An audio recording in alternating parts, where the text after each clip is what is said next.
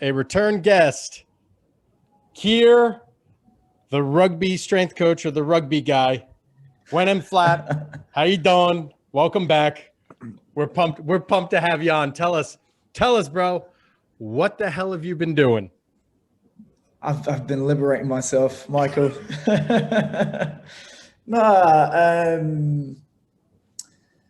When did we speak last?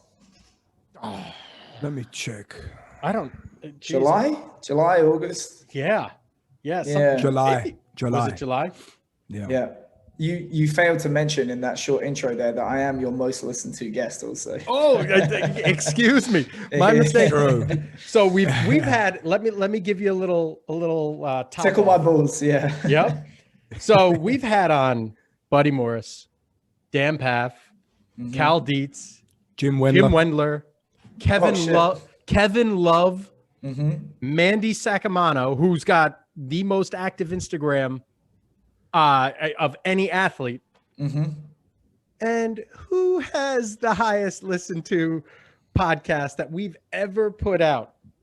Because I think I beg my followers to listen to it, and every time you post it, I repost it. Bro, Keir knocks everyone out of the water. You have.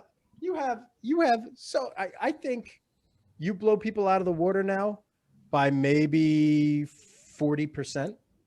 Cool. I think you're our most listened to podcast by maybe 40%. It's pretty sweet.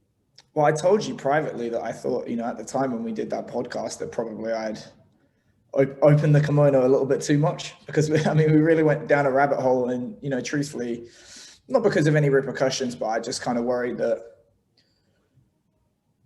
maybe it had gone like too off topic, and that people wouldn't have liked it. But, like I told you, apparently it kind of resonated with a lot of people. And so, yeah.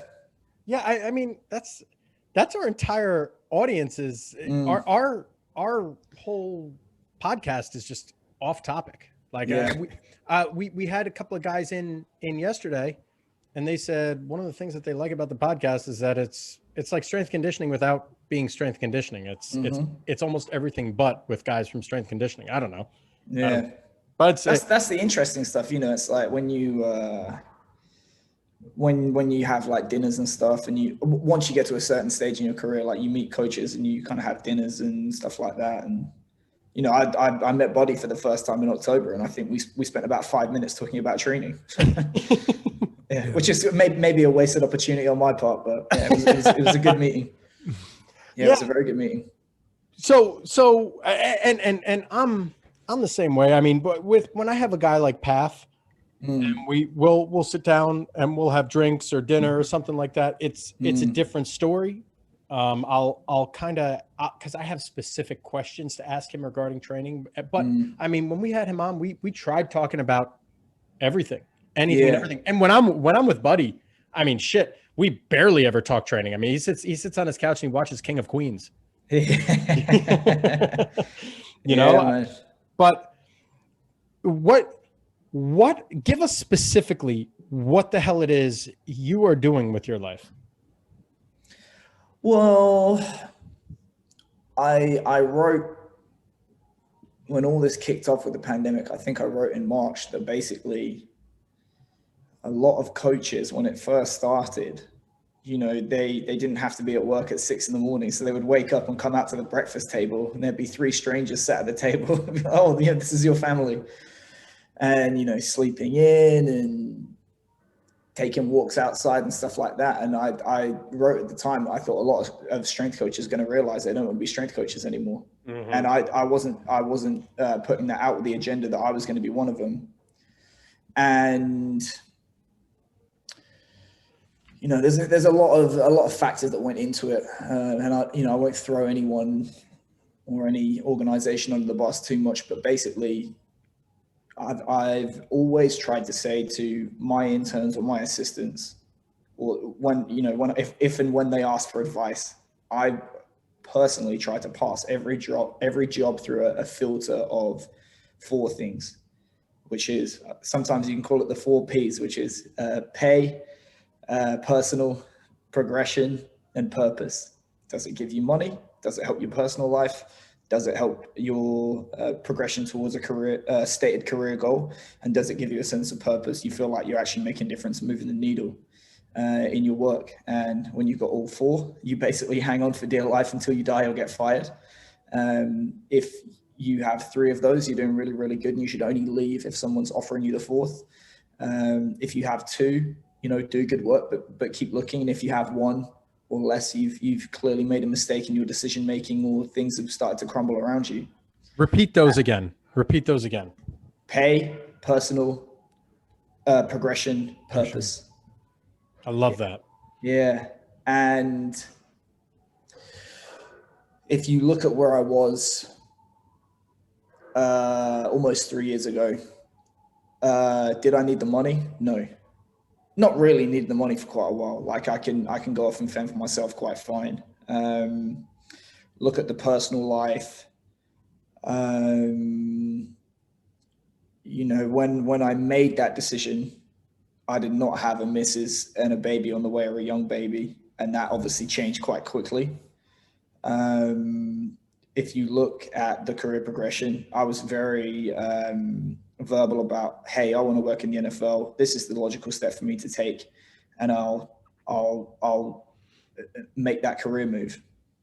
And then in terms of the purpose, I've always felt a good deal of purpose from the work, in that you're a facilitator and you're helping athletes achieve what it is they want to do, and you're making a difference to their lives in general. So I've kind of said previously that the thing that I'm most proud about in my career is the fact that athletes that I've not worked with for, it's getting on now 5, 6, 7, 8 years, will still contact me and ask me for advice, or I'll catch up with them for a coffee. And, some of them still tag me with, oh, look at my sprint mechanics. I haven't worked with them in 7 years, so it's nothing to do with me, but it's like they're proud of it.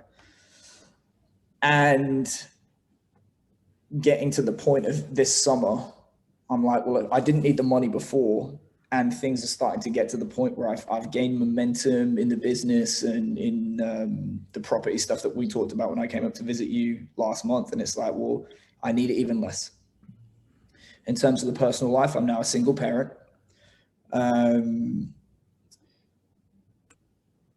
Without getting too much into the detail, there's a real need on my part to be available for my son, to be in my son's life, to make sure that I'm around for every day and every significant event in his life. And if I had stayed in the profession, is it likely that I'm going to win Father of the Year? No. Could I make it work? Sure. But why should I? Why should I sacrifice that to be like, oh, look at this ring, look at this squat PR. So that was a big factor. In terms of the career progression, truthfully, this is not to paint all professional athletes with the same brush, because I know you work with some awesome people that we've spoken about. You work with some great individuals. I've worked with some great individuals. But you speak to people working in the NFL, and it's like, oh, well, I have to watch my mouth. I have to self-censor.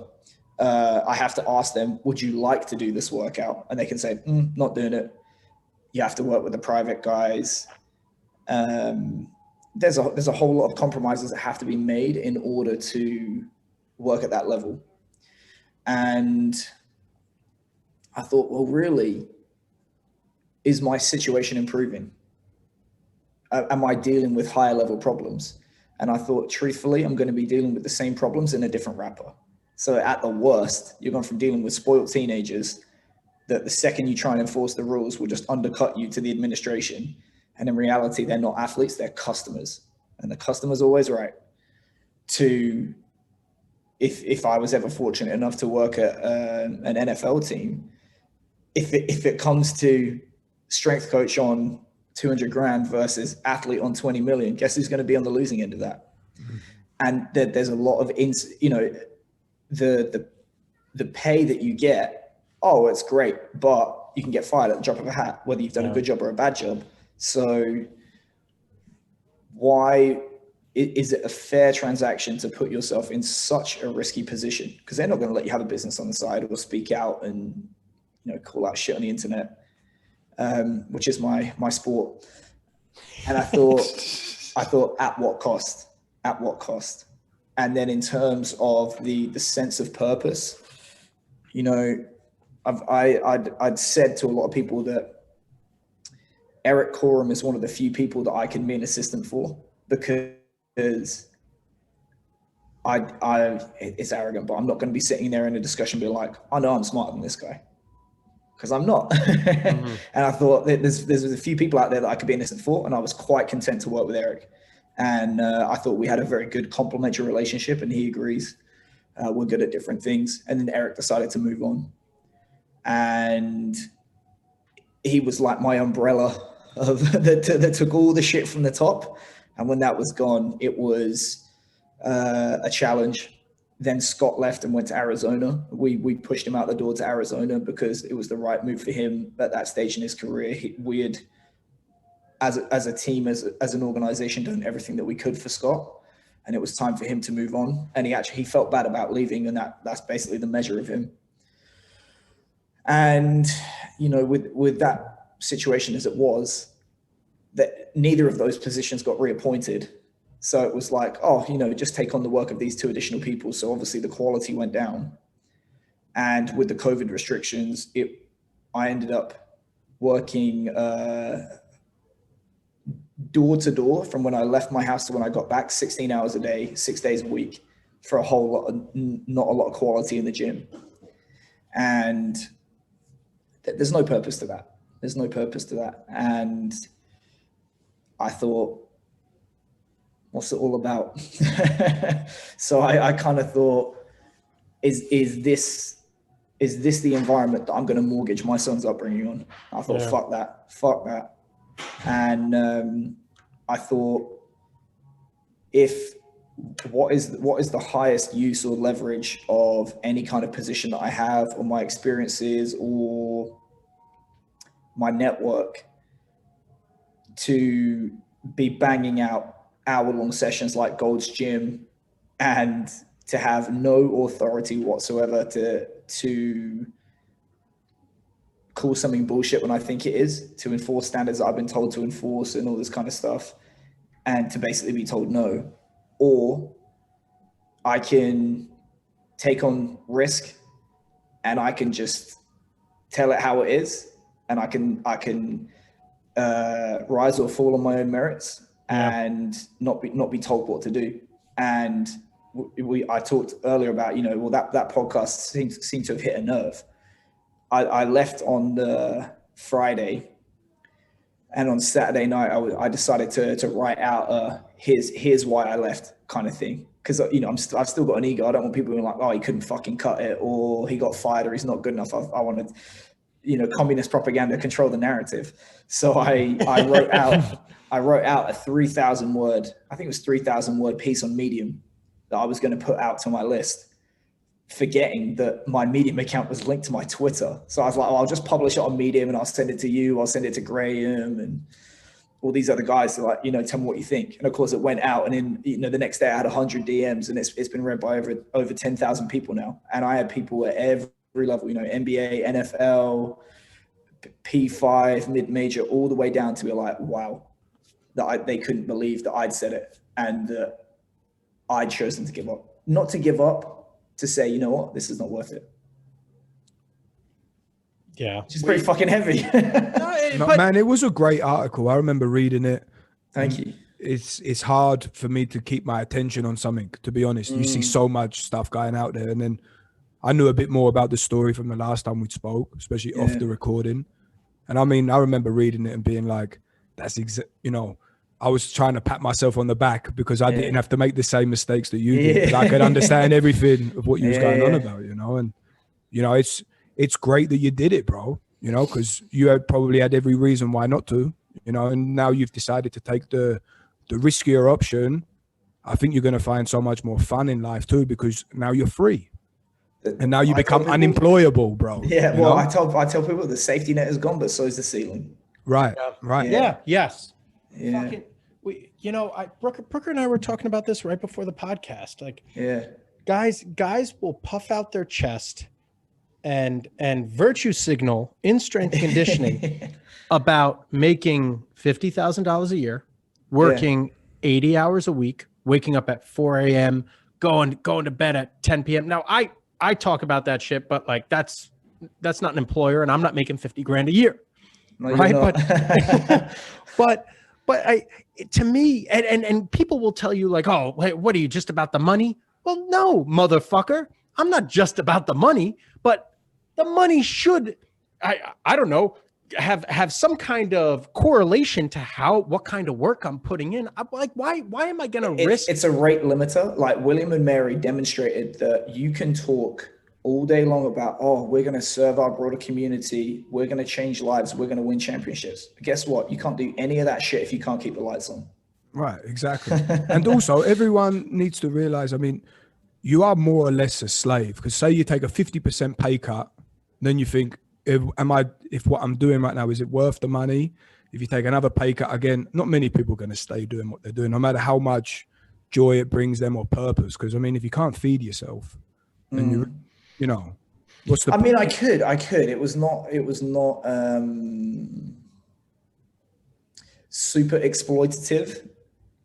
Nonetheless, and you can tell how the narrative changed, because when they were recruiting me, it was the full court press of like, oh my God, we're going to get this guy that's done blah, blah, blah, blah, blah. We're ashamed. The words were, we are ashamed to offer you this salary. And I thought, well, you know, it's the right move for me right now.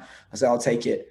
And the pay rise that I was promised when, well, no, I agreed to take on a bigger role, got offered a certain number. When I signed, they went, sorry, we can't offer you that. They gave me a shit increase, which that pissed me off. And then they said, well, obviously we can't give you what you promised now because there's all these things that prevent us from doing so. So when those barriers were removed, I was like, and where's my pay rise? You said you were going to, and then they tried to, oh, no. Well, you did this. We can't justify it and blah, blah, blah, blah, blah. I thought, fuck you. And it's like, I'm worth more than that. And I'm quite content to go out into the real world and demonstrate that I'm worth more than that. And if I'm wrong on that, then I've learned a valuable lesson about my worth. Yeah. And to top it off too, I mean, you have athletic directors that are making 6-figure salaries, right? Yeah. Nope.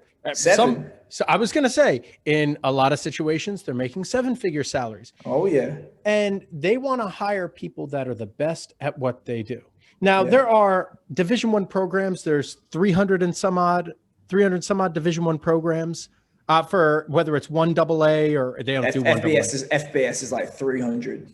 Right? There's 800 D1 programs in total, and I think like 300 are FBS. I mean, if you genuinely think that you are hiring a very high quality person, like this person is within the 10% of strength conditioning, or if the 5%, or even the 1% of strength and conditioning. Yeah. What makes you think that they should be making any less than you doing their fucking job? Like, do you think that you're in the 1% of athletic directors, right? Like, I don't understand where people get the gall to do this stuff. And even now, not to be, Johnny fucking socialist, but have this separation of pay between these levels. I don't know. It don't make too much sense to me. It does from one perspective. So I'll come to that. But the real big thing is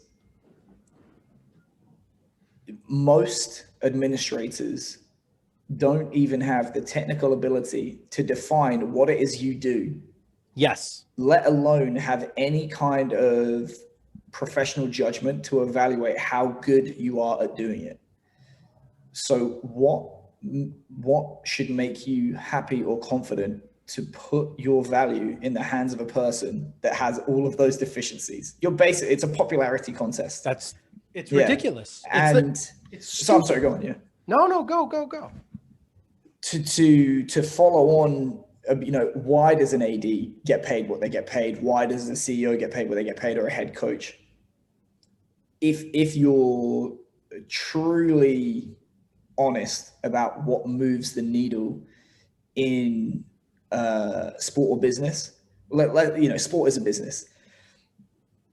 The more your influence on the outcome of the organization, the higher your pay. So if you are Robert Kraft, for example, the smartest thing he ever did was hire Bill Belichick, and between them recruited Tom Brady, and it's paid off, I don't know, billions, hundreds of millions of dollars in that 20-year stint that he was with the Patriots. That's why they get paid the big bucks. They may have been lucky, but they made those decisions, and they get to, it's like that Peter Thiel thing of your job is to create X amount of value and to capture Y portion of that value as your reward. If you're truly honest about what moves the needle in sport, there's not a strength coach on earth that is that thing that strength coach did. That's the reason we won the championship. So there's a counter argument to that, which is you are paid in accordance with your ability to move the needle. And this is why, as a strength coach, like James will say, you got to take the hat off and you have to be a sport consultant, or you have to be someone that understands the demands of sport. And if you're going to be a performance director, you actually have to understand the dynamics of the entire organization and try and touch every individual in that organization to create the kind of to pull on the levers of change. So let me counter that. Yeah. Who gets paid more, head football coach or athletic director? Head football coach. Okay. Who gets paid more, offensive, defensive coordinator or athletic director? Probably pretty comparable. Agreed. Who has a larger role in oversight of the organization? The head strength coach, the offensive or defensive coordinator? I would say you have to factor into that the duration of tenure and the risk that is taken on board when you have a position. But I agree with you.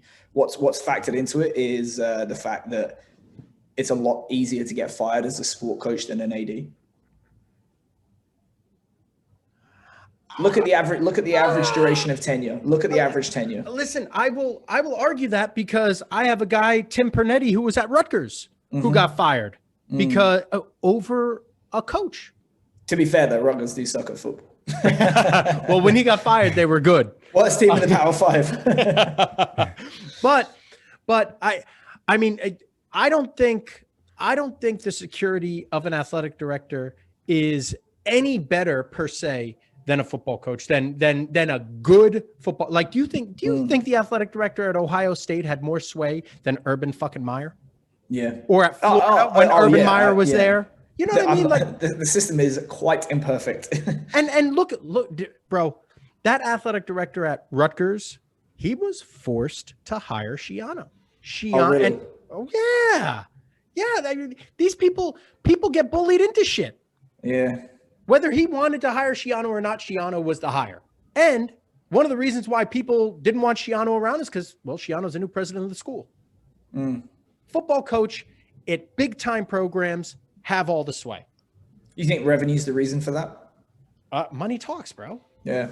You have a good football team. People come to the school because they want to support that. People want to be a part of unity. You know what I mean? Everyone wants camaraderie. That's what sports it pays are all for the about. other programs too, right? Oh, absolutely. Look at the Big Ten. I think teams in the Big Ten might see like $10, $20 million, maybe even more a year. Yeah. The most, I think the profit for A&M, it flits between A&M and UT, but I think the profit per year is like upwards of 50 million. I mean, just in association from receiving from the Big Ten, not even the crowds, not their own personal stuff. I mean, they get checks from the Big Ten. Oh, like TV money and Well, UT have the UT network. There you go. They went outside the system. Just like Notre Dame, right? But my point is, so you have all these factors associated with it, and you want to hire the best strength coach in the country, but you want to pay this guy dog shit. This guy isn't a CEO. The CEO is the football coach. This guy's the COO because he oversees everything else. Well, I made the mistake of, asking in a meeting once, a leadership meeting. They were foolish enough to invite me and put me on the liaison committee. But basically, I kind of said, you've said we win with people. And they were like, yep, we do. I said, right, okay. You've said we're building a $50 million building. Yes, we are. I said, right. How much of that has been put aside for the recruitment, development, and retention of the people that we win with? Crickets. Oh, well, we can't tell the donors where their money needs to be spent and blah, blah, blah, blah, blah. And I'm like, hey, you can fucking tell them what you need. You say, hey, do you love this school? You do. Right. Here's what this school needs. I need you to go out and put money into this. And I put this on Twitter and everyone's like, nah, it's fucking bullshit and blah, blah, blah. It's like, hey, you ever gone to a store before and came out with something you didn't intend to buy? And I held up a picture that I was coming out of a store. There's a jacket that I just bought that I didn't intend to buy. Yep. Yeah. So you have to be about it. If you win with people, I'm not going to listen to what comes out your mouth. I'm going to look at where you spend your money and how long people stay there and what they say about the organization. I'll give you a great example. Elon University, Nick DeMarco. Nick has had numerous job offers in the last couple of years, or he's spoken to other people, members of his staff. We tried to get one of his staff. He went out and he goes, give that guy a 20 grand pay rise or we're going to lose him. It happened that day. They signed the papers. He just got a pay rise for all of his staff. I'm sure he's had pay rises to be convinced to stay. Elon University, get it. I'm going to highlight the positive. Yeah. There are just one last thing. I mean, because I'm sure we're going to end up moving on after this topic, but about moving the needle. I mean, I'm with you 100%. If we're completely honest about it, there's way better decisions you can make than, in terms of what you're doing in the weight room. However, you can definitely fuck a lot of people up, probably more directly than what the AD can do, or maybe even some of the football coaches, right? So, that for me, I mean, especially when you're talking about if you're investing and you're looking at risk management, for me, that's where there's a huge red flag because, you see it all the time with guys whose careers are ended up shorter. Right. Yeah. Well, look at K-Love. How many more games has K-Love managed in the last couple of years on average? Well, you worked it out, Mike, didn't you? You worked out how many more games he's played and how much, I mean, I'm not sure if you can go in the numbers and that, but you worked out how much money you'd saved the organization. Yeah. So I did the numbers last year and K-Love had played in 85% of the games last year, which he hadn't done in like 5 years, 6 years, something like that. Hold on. I gotta look up these numbers specifically. But I want to say I saved the Cavs organization something like $4 or $5 million. If he gets paid by playing that many games, if he gets paid like $360 a game, I can't find the numbers. If he gets paid $360 a game or $420 a game, whatever it was, the amount of games that I had him show up for saved the Cavs $4.5 million. And presumably he gets appearance money too, right? No, his contract, it's not like the NFL. I think they're guaranteed salary. Oh, really? So there's no roster bonus. There's nothing like that where so I mean, technically I'm making he doesn't need to hire you. He doesn't, because he doesn't need to hire me. But my point was for Kevin to present this to the Cavs. Because it shouldn't be Kevin that's hiring me. It should be the Cavs. Yeah. I said, hey, Cleveland Cavaliers, if you think Kevin is worth showing up to more games, then you should be paying me, not Kevin Love, because I now saved you by making Kevin work more and keeping him eligible. He played in 85% of the games. The year before, he played in like 22 games. The year before that, he played in like 59 games, which ended up being, hold on. I mean, the problem with this is that strength coaches in the NBA don't want to be told their business by a barefoot fanny pack wearing 200-pound yoga instructor.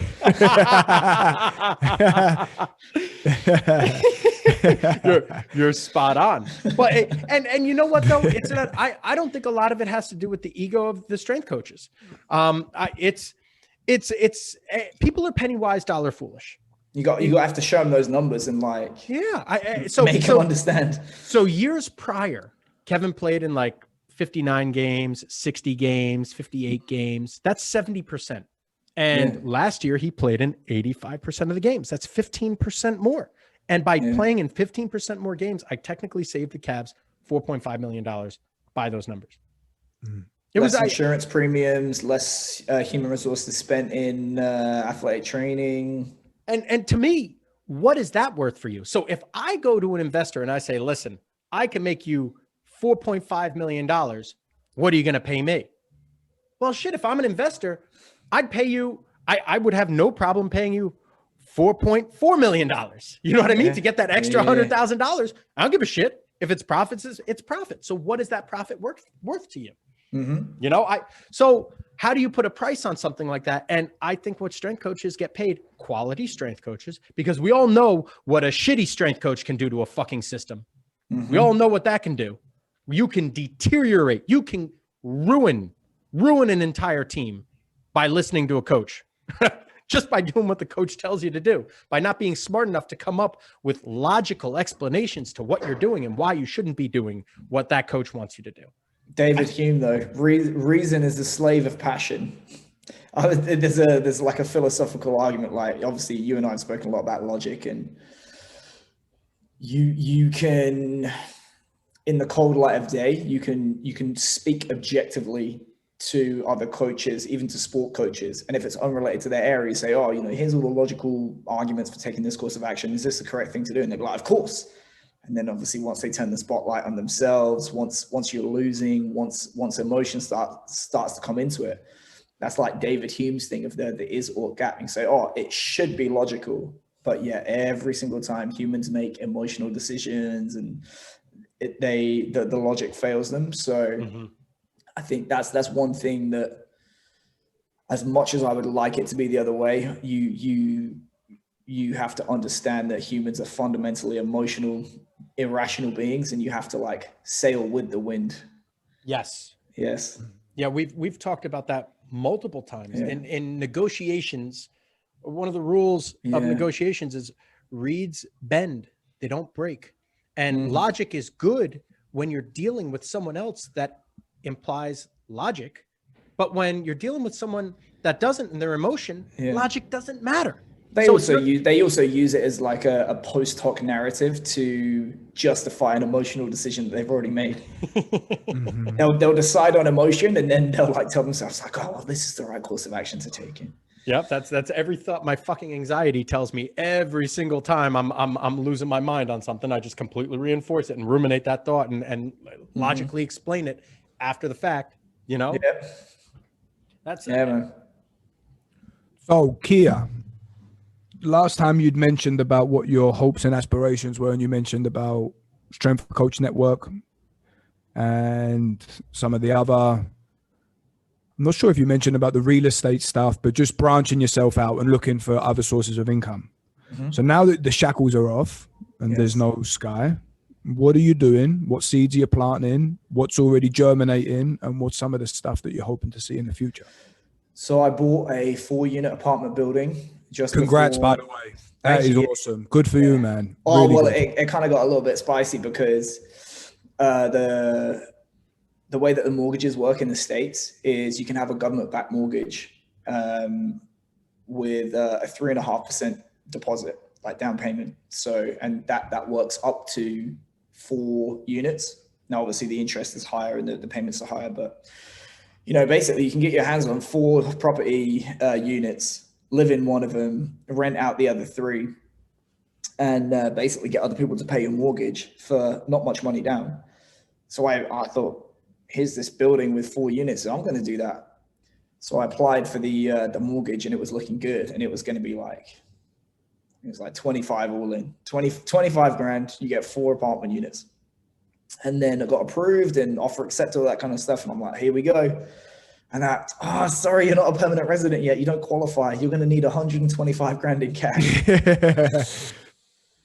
Right. So I looked around. It was basically every penny that I had, every remaining penny that I had, but, you know, with a few exceptions, like that's basically 125 grand in cash. So I thought, fuck it, here we go. So I put 125 grand in cash down. And one of the units was vacant. And what I've done this month is I've put about 16 grand into remodeling that apartment, and that's going to bump the rent by about 40%.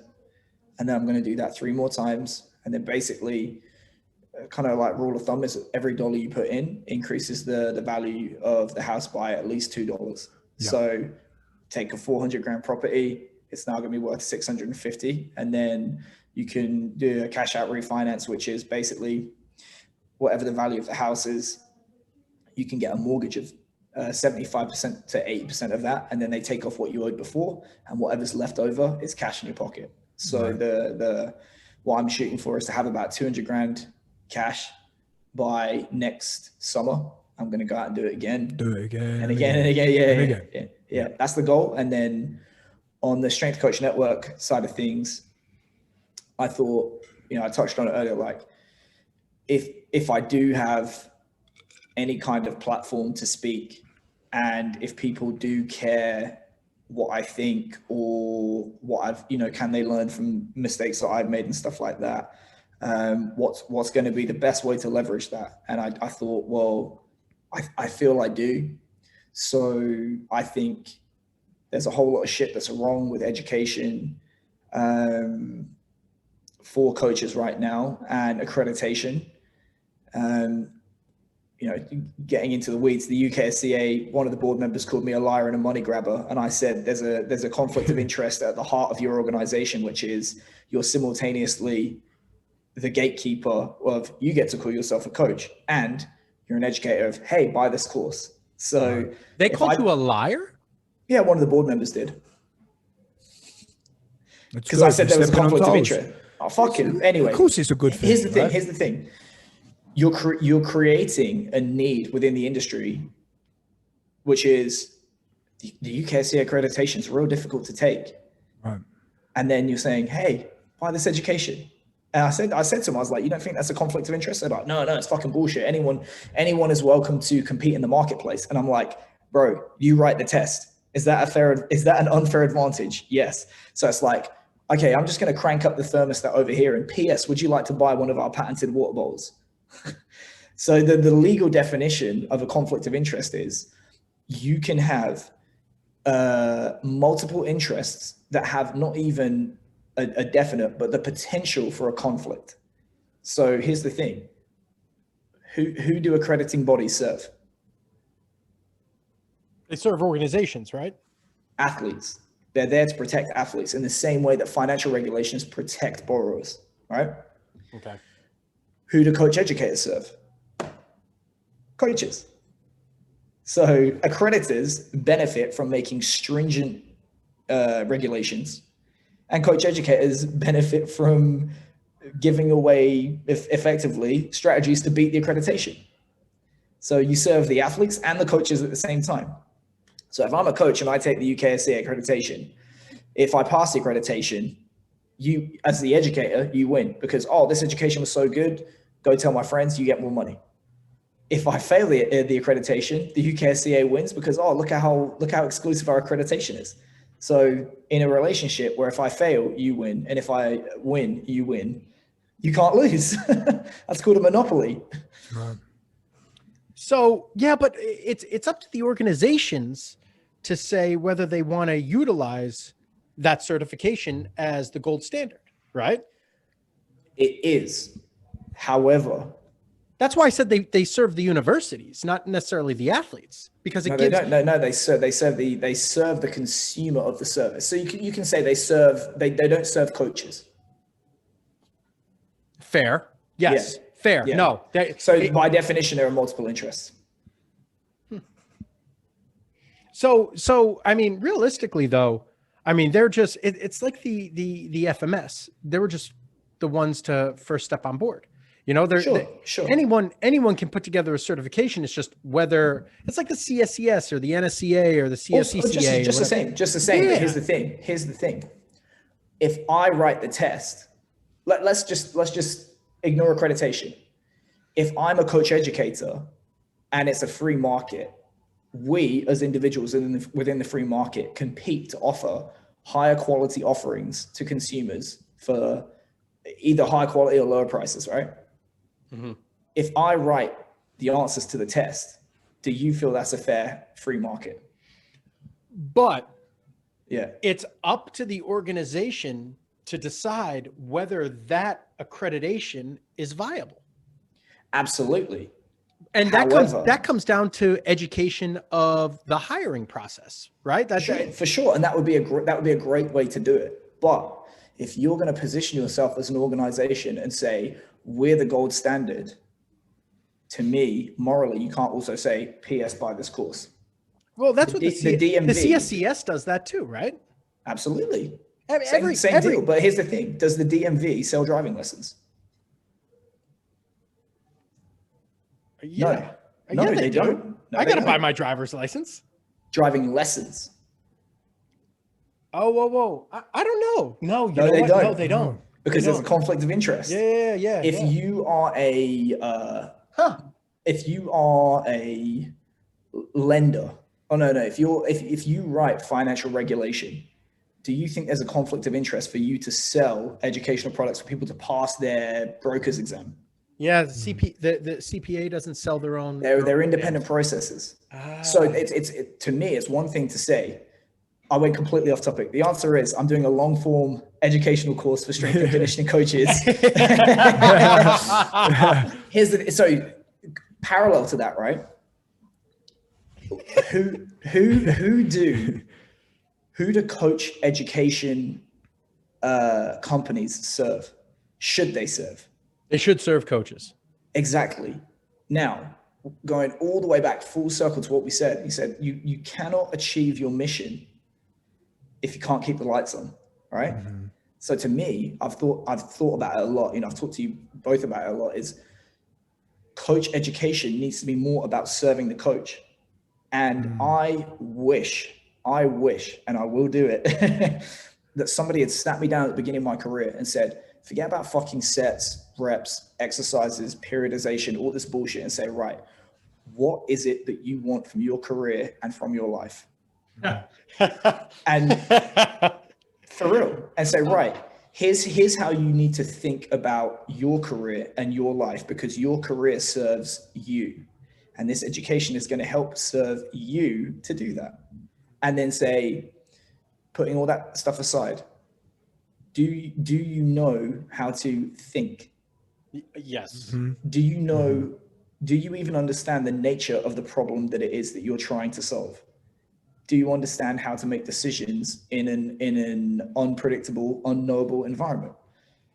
Do you know how to interpret data? All this kind of stuff. So honestly, the foundation level of this course, I've got it planned out. We don't talk about training until hour 8 of 20. Right. Yeah. So that sounds great. I like that, but that's essentially what college is supposed to do, and they don't fucking do it. They don't. And here's the thing, right? I'm swinging off Peter Thiel's nuts, which I'm sure he would enjoy, but what does college do? It's supposed to prepare you and make you become a more well-rounded individual and a better critical problem solver, coupled with specializing you and honing in on a specific topic that you want to develop. For sure. And in which case, that's what it's supposed to do. It's absolutely supposed to do that. And you can say, we'll just open it up to the free market. But in reality, what it is, it used to be a financial decision. So I don't know how your parents were, but certainly my parents were, is like, if you go to college, you're going to be better off in life financially. You're going to be more secure. So yes. If you look historically at the cost of a postgraduate education, how common it was, and your eventual earnings, it was an extremely smart financial decision. So you would spend, $100,000, and out the gate, your earnings are 50% higher, and you're going to make X times that amount back over the course of your career. Great return on investment. Now, in general terms, the cost of a undergraduate education relative to inflation since the 1970s has increased 1,400%. Oh yeah. Yeah, but this is a topic where it's not the fault of the university. It's at the fault of the consumer, because and I have this argument with my kids every fucking year. Yeah. It's very easy to finish school with very little debt. You start the first 2 years off at community college, get all your gen eds done, and then you transfer to a state school. And if you get A's from a community college into that state school, you pay very, very little money, and it's very easy to get A's at a community college. And then when reason? What's that? You know another reason? Okay. Government backed debt. Because if I charge, what's Richmond charge? 60 grand a year. If I charge 60 grand a year and you only have conventional loans, or there are no loans, you're not gonna go out and get a loan and be like, oh fuck, I earn 10 grand a year, I can't pay this, I'm now bankrupt. Because schools know that the debt is guaranteed by the government, they know they're getting paid. Yes. They can charge whatever they want. If you don't have that knowledge, you can be like, oh, tuition's 100 grand. And you say, oh, sorry, I'm bankrupt, I can't pay you. But yes. But our selection process of colleges and universities is fucking stupid. I agree. It's ridiculous. There's no reason for someone from New Jersey to go to the College of Charleston or Charleston, whatever the fuck it is, unless that university has a specific program that they want to do. There's no reason for kids to go to Marist over Rutgers is ridiculous. You're going to pay $70,000 a year versus the $30,000 a year. And on top of that, why do you need to live on campus? Why do you need to pay all these excess bills? It's really stupid. Our kids fuck themselves, and our parents allow that to occur. I see it every single year in the recruiting process. And I tell so many kids to go to JUCO, and they never fucking do it. There's this narrative that basically it's a lie. It's a lie. Oh, if you got JUCO, you're not going to be successful. Financial decision. Is it a smart financial decision to accrue 100 grand's worth of debt with an undergraduate and a master's degree to earn 20 grand a year as a junior strength coach? No. I ran the numbers yesterday. I went to Buc-ee's yesterday in Texas, like a board outside. Starting training manager, $26 an hour. So I worked it out. If you do 50 hours a week, 49 weeks a year, 60 grand a year out of high school. Mm-hmm. If you accumulate 100 grand's worth of student debt with no interest, you earn 20 grand a year in your first year, and every year, 50% salary bump every single year. It takes you until year 12 to out-earn a trainee manager at Buc-ee's, assuming that is the worst manager in the world and their salary stays flat. Mm. And by year 12, you need to earn 350 grand a year as a strength coach, which means you're in the top 1% of the field. Mm-hmm. So the idea that if you get these 2 degrees, you're going to make so much money is a lie. So you say, okay, money, not true. So what is it? Do you get access to specialist knowledge, skills, experiences, and connections that cannot be found in the private market? So in the private sector. 20 years ago, yes.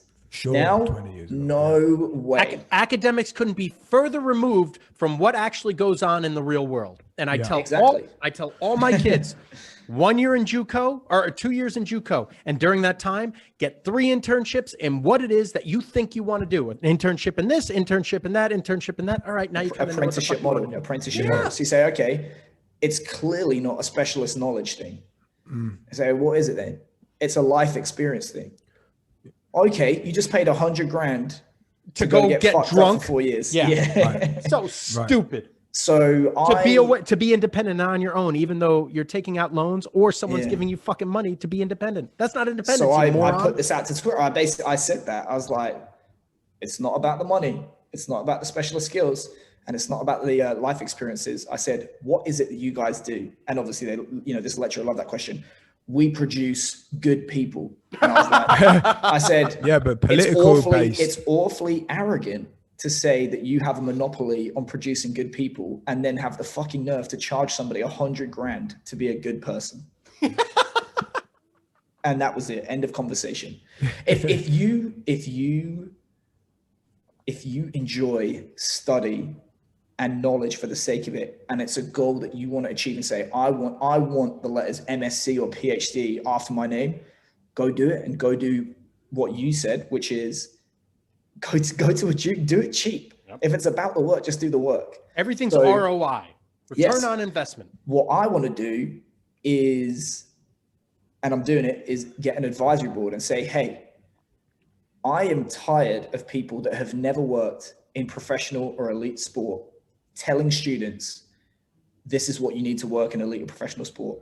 And I'm tired of people that have never worked in elite or professional sport acting as a gatekeeper and saying, you're not ready to work in elite or professional sport. It's fucking bullshit. So what I'm going to do is I've got an advisory board of people that work in the NFL, the NBA, college football, college basketball, English Premier League, international rugby, elite MMA, all those people. And I've said, what is it that you want in developing coaches? What is it you waste most amount of time and energy on bringing your people up to speed? Because I'd love to do it for you, or at least take a chunk of that away. What is it that they need filling in their gaps in their knowledge and their experiences and their skill sets? And I'm going to try and go out and plug those holes and do it for a fraction of the price. Bro, that needs to be done. And fantastic. and what you need to do is you need to have specific links set up for internships with all these guys at all these different places with all these coaches that you think will develop all the coaches or the apprenticeships set up the way that they should be. There's going to be, how do you network professionally? How do you conduct yourself in an internship? How should you be strategic about that? How should you approach career development? We're gonna do a module with a financial advisor, a certified financial advisor with, here's the takeaways, here's the practical steps. Go away and do this, go away and do this, go away and do this. Don't think about it and then come back in 10 years and thank us later.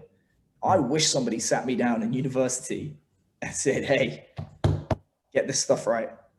I think the thing that I love most about it was the way you first introduced it. And then when you mentioned you're going to really try and sit down with people and understand who they are, really, what do they want to do? What do they want out of their career? Because so many times you see, qualified people and they are the right person for the job, but because they're suffering personally, because it's not aligned really in the direction that they want to go, first of all, they can't produce good results.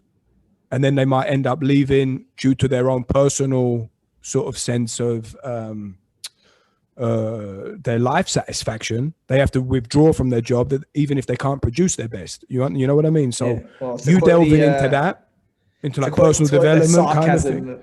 To quote the sarcasm of the guy that's in the background, the boy Anthony, he said, nothing builds buy-in like making them miserable. Same with the athletes. It's like, don't get me wrong, there's a time to grind. But if grind is your 24/7, you are making people fucking miserable. I cannot think of anyone in any aspect of life where they hate what they do and they hate their environment. They will empty the tank for that place. Love is the strongest emotion of all.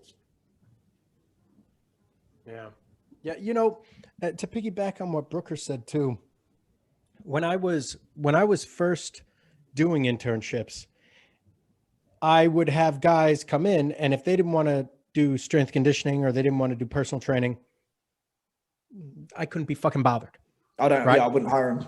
I wanted no part. And if they weren't dead set on it, right? But what I'm starting to realize is I have some very, very, very good interns, phenomenal interns that don't really belong in strength conditioning. And I've sat down and I've had those conversations with them. And I said, hey, listen, you do a great job. I don't see you doing this. There's no reason for you to be doing this. If you want to do something like this, go do something where you can make more money doing it. Right? Like that's almost a litmus test as well, because if the response is fuck you, I'm doing this, you got a good one. Well, yeah, but I mean, I suppose, but I also, I don't think it's their life. Yeah. The amount of people I've discouraged, like I literally had a conversation this year with, I asked him on day one, I was like, what's this all about then? Like, what do you want to do? And he's like, well, I want to, maybe do this and maybe do that, and maybe do that. And none of the answers were, I want to be, an elite level strength coach in X sport or whatever. And I was like, bro, you shouldn't be here. Yes. Yeah. Yeah. Don't make yourself miserable for something that you're kind of like, it would be nice. Exactly. And that's a conversation that I have with people too, is I said, listen, I'm kind of, I don't know, like Rain Man-esque with what I do. I really, and it's arrogant, it's ego, but I would genuinely really like to be one of the best at what we do. That's why I do this, because I'm trying to be the fucking best at it. No matter what I do, if I'm going to spend time in doing it, I want to be the best. If you don't feel that way about this, I don't, that's okay. Let's find something that you feel that way about. It's a double-edged sword. And, again, for me, that's like been one of those things where I thought, am I really prepared to keep paying the price in relationships for the sake of this? Because I'll tell you a true story. My ex-girlfriend in Australia, when I was at Sydney Roosters, I was miserable. Couldn't look in the mirror. I felt like such a fucking sellout. So I quit, and I spoke to Exos to go back out to Argentina, because basically my replacement had dropped out. And I remember speaking to her, and I said, I spoke to Exos today. And she just goes, when are you leaving? That was it. She knew. Yeah. Would I change it? No. Was it tough? Yes. Yeah. Yeah. I was gone for 5 months. Yeah. Dude, for what? Right? In some aspects, for some guys, the risk reward, like, was it worth it? But for other guys to sit there, sleep on a couch for 5 months while that person, like, is it worth it? Like, what? Now that I have a son, no, not at all. Yeah, not at all. Exactly. You know, and once you get to that point, and I know a lot of coaches that are very, very good, that have very bad relationships with their families, with their kids. They are not home, and they're very good coaches. But have you had Andy Ryland on? No. Have him on, man. He's awesome. But Andy, I was talking to Andy when he came out to consult with us, and he told me a story of a coach in college football, and this guy had said out loud, he said, the biggest regret of my career is allowing my wife to raise our children. I thought, fucking hell. And I remember speaking to a coach at a conference. He was like a real high level, Power 5 football coach. And he was telling me his lifestyle. And he said, I normally get to the office about 5 a.m. and, blah, blah, blah, blah, blah. I said, what time do you get home? He goes, 11. I said, do you mind me asking? I said, are you married? He goes, yeah. I said, happily? Yeah. I'm sure there are women out there that's the lifestyle that they're content to live, and to each their own, but they must be very rare. Yeah that's a tough life to live. I love what I do, and I can I've been doing it. I can do the 6 a.m. or 5 a.m. to 10 p.m. daily, right? But at the end of the day, you go home at night. Who are you going home to? But also, you're not going to fire you. Yeah. That guy could get fired tomorrow. That's true too. Yeah. Yeah. You just got to decide what's important. And I fucking love that you said, fuck off to the system. Right. They couldn't believe it. I told the director, so I don't know if I'm leaving. She goes, you're leaving? Why?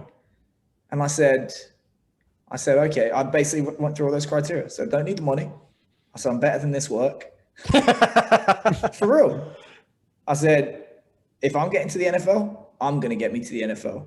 And I said, I haven't seen my son since January. I said, tell me why I should stay. And she went, okay, you can go. At least she was honest. Yeah. So yeah, if, like I told you, if X team doesn't want to consult with me, or they don't want to do business with me because, he said this or he's got this opinion, so be it. I'm at peace with it. Because if that's your criteria for not wanting to do business with me, that's all I need to know. Yeah. So it's going to have to be on my terms. I'm with you on that, but at the same, look at me. right? Like I'm the fucking homeless dude in a not you fat Jesus t-shirt that's barefoot. that's barefoot 24/7, right? Like, and I'm you know, a quirky fucking guy to deal with. But as a business owner, I do understand that sales is everything. Oh yeah. And you need to still, the job of advertising is to be as inclusive as possible. You want to attract absolutely everyone you possibly can that will want to hear your message and will want to pay for your message, essentially. Yeah. You know, so it's, I go back and forth with that. That's why, I mean, I curse a tongue on this podcast, but I even hold it back. You know, so tailoring the message is totally important. I don't know which side of the fence to go on with that. I'm always back and forth. Yeah, I think it's probably a personal thing. Yeah, I'd probably do the same as you. What frustrates me and what I don't like is the lack of sincerity and the hypocrisy of those organizations. I know you privately and publicly. You're the same guy. Yeah. But I understand why those organizations have to be like that. I get it. Dude, how many guys in these organizations end up cheating on their wives or fall down drunks or you know, but the second something comes to light, they have to act a certain way. And Caleb and I actually gotten a discussion about this. And I personally don't think that anything off the field or off the court has anything to do with stuff that goes on the court, unless they're criminal charges that prevent the person from playing. He goes, "What are you, out of your mind?" But I said, no, the two don't correlate. You with your logic again. That's exactly right. I said, you could say what you want about Tiger Woods and, you know, his personal relationships or whatever. He's there to fucking golf. Well, I mean, if you actually look at his personal life, once all that came to light and he straightened himself out, he didn't win a major for 10 years. So you can infer from which he drew his strength. Yeah, man. I mean, it's all, what does it take to be great? And the bottom line is the best, it's a little tangent, but the people that are really, truly the best at what they do, they are not that what makes you elite does not make you an elite human being. Yeah, they're severely lacking. I always say God gives you, let's say God gave everyone 1,000 chips. Well, they just got all their chips in one fucking pile and they're lacking everywhere else. But they got all these chips here, which kind of makes up for some of the other stuff. But people are usually a little more spread out. My assistant said that to me kind of once. Well, he kind of said that to me once, and it cut me down a little bit. He said, well, you just have to accept that what makes you an elite level coach or doesn't necessarily make you the best partner. And I thought, fucking hell. He's right. Yeah. And dude, I've had these conversations over and over with myself. Like, I know what I need to do to be great. I see it every day. Every single day, I see these guys that are fucking great and the sacrifice that they make. And I've read the biographies of these fucking dudes, like the Steve Jobs biographies, and you see how these people act. And I personally know billionaires. I know how these people act. I know how they live their lives. Savages. You don't become a billionaire throwing underhand. Well, our mutual connection, David Norris, he's a very, we call him the human Labrador because he's, you know, no focus, high energy, lovable individual. He's got like ADHD to the nth degree. And I think people underestimate him, but he's a fucking smart dude. He's got like a degree in political science. He's real switched on. And he and I were talking about it, and he said, you can become a millionaire in this life by having everyone love you. He said, but if you look at a fortune of $1 billion, it's built upon human misery in some degree. 100%. Yeah. 100%. And there are people that are not happy. Not happy. Yeah.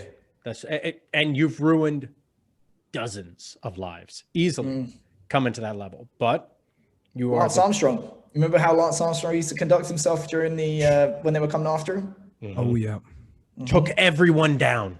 Yeah. Ruined Even though he knew careers. they were right. He knew they were right, and he fucking ruined their lives. Ruin their lives. But I mean, imagine, I mean, we're talking about people that are in this current climate nowadays. Imagine the old kings back in the days. I mean, what made them great? They weren't good people, not by any stretch of the imagination. Have you listened to Hardcore? Is it Hardcore History? Hardcore History, yeah. He talks about basically, it's very controversial, but Genghis Khan is viewed so much more favorably 1,000 years with 1,000 years of hindsight than say Hitler is viewed with the hindsight of 70, 80 years, because you hear about what the Mongols used to do, which is, okay, we're going to come into a village, anyone above this age, all the women are going to get raped. The hot ones are now part of the harem.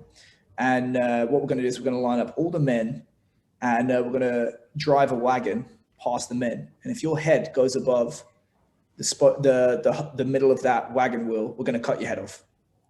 And then they would just go from village to village to village to village and doing that, to the point where there's some crazy percentage of men in Central Asia that have Lineage to Genghis Khan, right? Yes. To him. Yeah. And you can see in the carbon dating records a dip in carbon dioxide production within Central Asia because he fucking massacred so many people. And yet you can go on to Netflix and watch this epic Marco Polo thing about the Khans of the steppe. And empires, and oh my God, how did he do it? It was amazing, and blah, blah, blah, blah, blah. Hey, if Genghis Khan had gas chambers, I'm sure he would have killed more than 6 million people. Absolutely nuts. I mean, Hitler was Times Man of the Year in 1932. Stalin was Times Man of the Year too.